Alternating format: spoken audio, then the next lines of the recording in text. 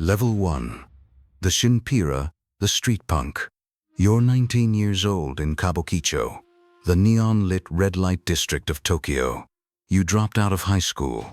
You have no family, no prospects, and you sleep in an internet cafe that costs 2,000 yen a night. You survive by scamming drunk businessmen, steering them into overpriced host clubs for a small finder's fee. You are a Chinpira, a street punk. You wear cheap, flashy tracksuits and dye your hair blonde. Real gangsters look at you with disgust. One night, you steer a drunk man into a bar, but you don't realize he's under the protection of the Kanto syndicate. Within minutes, two men in tailored black suits drag you into a narrow alleyway behind the bar. They don't yell. They don't look angry. They are terrifyingly polite. One of them kicks you in the stomach so hard you vomit. The other crouches down, wipes your face with a silk handkerchief, and hands you a business card. "You owe us 500,000 yen for insulting our territory," he says calmly. "Or you can work it off." You have no choice. The next morning, you show up at the address on the card. It's an unmarked office building. You don't know it yet, but you just surrendered your life to the largest organized crime syndicate in Japan. Level 2. The Kobun, the child. You are 20. You are now a Kobun, which literally translates to child. The Yakuza operates strictly like a traditional Japanese family. Your boss is your father. Older members are your older brothers.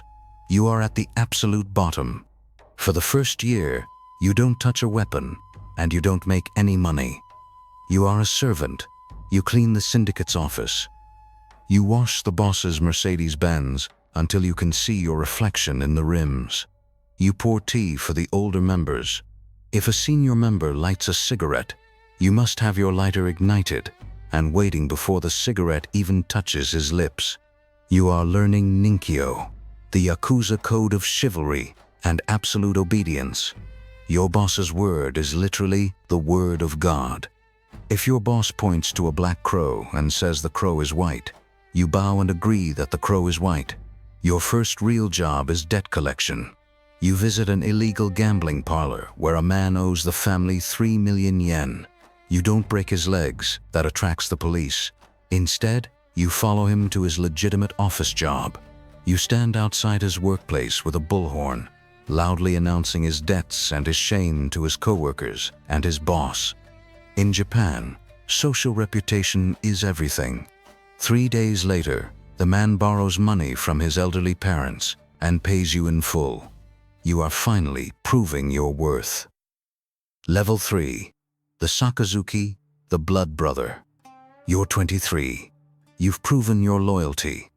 You are called to a traditional Shinto shrine deep in the mountains. It's time for the Sakazuki, the sake sharing ceremony. You kneel on a tatami mat across from the Oyabun, the patriarch of the family. A mediator pours cold sake into 2 small porcelain cups. The boss's cup is filled to the brim. Yours is only filled halfway, symbolizing your lower status. You drink the sake at the exact same time. You wrap the cup in white paper and place it in your jacket. You are no longer a street punk. You are officially family. To mark this, you begin your irizumi, the traditional full-body Yakuza tattoo. You lie on a bamboo mat, while a master tattoo artist uses a metal needle tied to a wooden stick to hand-poke the ink into your back. It takes 200 hours. It is agonizingly painful. You choose the koi fish, a symbol of perseverance and strength. The tattoo covers your back, shoulders, and thighs, but stops precisely at your wrists and neck, so it can be hidden under a business suit. In public, you are a ghost. In the bathhouse, you are a monster. Level 4. The Kyodai, the older brother. You're 28. You are a Kyodai, an older brother. You have your own crew of younger Kobun beneath you. You run the syndicate's protection rackets in Shinjuku. Every hostess bar, every nightclub, and every massage parlor on your 3 blocks pays you a tax of 100,000 yen a month. In exchange, you keep the streets clean. If a drunken customer assaults a hostess, your men drag him into the alley and ensure he never returns. The police tolerate you because you keep unorganized street crime at zero. You are making good money. You wear custom Italian suits. You carry a thick roll of 10,000 yen notes. But the pressure is immense. One night, one of your younger men gets into a brawl with a rival syndicate, breaking a strict truce. The rival clan demands blood. Your boss calls you to his office. You failed to control your subordinate. The mistake is yours. You know what you have to do. You lay a small, clean white cloth on the desk. You take out a tanto, a short Japanese knife. You place your left hand flat on the desk. Without hesitating, you slice off the top joint of your own pinky finger. You wrap the severed digit in the white cloth and hand it to your boss. This is yubitsume, the apology. By losing a finger, a samurai's grip on his sword is weakened, making him rely more on his brothers for protection. Your boss accepts the finger. You are forgiven, but your hand will be a permanent physical reminder of your failure. Level 5. The Sokaya, the corporate extortionate. You're 35. You are missing 2 joints on your left hand, but your mind is sharp. You realize the era of street-level extortion is dying. The real money in modern Japan is corporate. You transition to a Sokaya. You buy a handful of shares in major legitimate Japanese corporations, electronics companies, automotive manufacturers, real estate firms. This gives you the legal right to attend their annual shareholder meetings. You spend months digging up dirt on the company's executives. Embezzlement, mistresses, safety violations. A week before the shareholder meeting, you visit the CEO. You don't threaten him with violence. You simply sip your tea and mention the secrets you've uncovered. You politely suggest that if they buy a useless piece of modern art from your gallery for 50 million yen, you will remain silent at the meeting. The CEO pays. They always pay. Corporate shame in Japan is worse than death. You pull in 200 million yen a year for the syndicate without ever firing a bullet. You live in a luxury penthouse in Roppongi. You are untouchable. Level 6. The Wakagashira, the first lieutenant. You're 45. You are the Wakagashira, the second in command of the entire syndicate. You oversee 1,500 men across 10 different sub-families.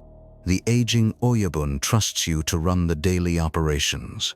You negotiate billion-yen real estate deals, forcing small landowners to sell their property so developers can build high-rises. You run massive, illegal online gambling servers.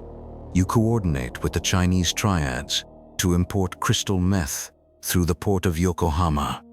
But Japan is changing. The government has had enough. They passed the Yakuza exclusion ordinances. The law doesn't just target you. It targets anyone who does business with you. Overnight, your life becomes a nightmare. It is suddenly illegal for you to open a bank account. It is illegal for you to sign a lease for an apartment. It is illegal for you to buy a cell phone or even get a golf club membership. If a legitimate business owner accepts your money, they are publicly exposed and shut down.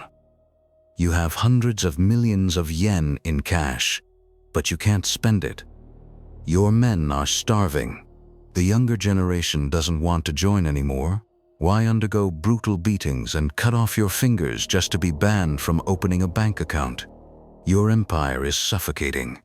Level 7. The Oyabun, the Patriarch. You're 55. The old boss dies of lung cancer. You inherit the throne. You are the Oyabun. You are the absolute ruler of the clan, but you are ruling over a sinking ship.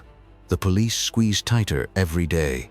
Rival syndicates, feeling the financial starvation, begin moving into your territory. A violent turf war erupts over control of the shrinking nightlife districts. A rival hitman opens fire on your armored car with a smuggled automatic rifle. Your bodyguard is killed. You retaliate. You order your men to firebomb the rival boss's headquarters. The violence makes national news. The police use it as the final excuse they need. Level 8.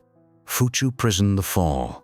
At 5:00 a.m., 100 riot police with ballistic shields surround your compound. They don't arrest you for the bombings. They arrest you under the new strict liability laws. As the Oyabun, you are legally responsible for the crimes committed by any of your 1,500 subordinates, even if you never gave the order. The trial is a formality. The conviction rate in Japan is 99.9%. You are sentenced to 20 years.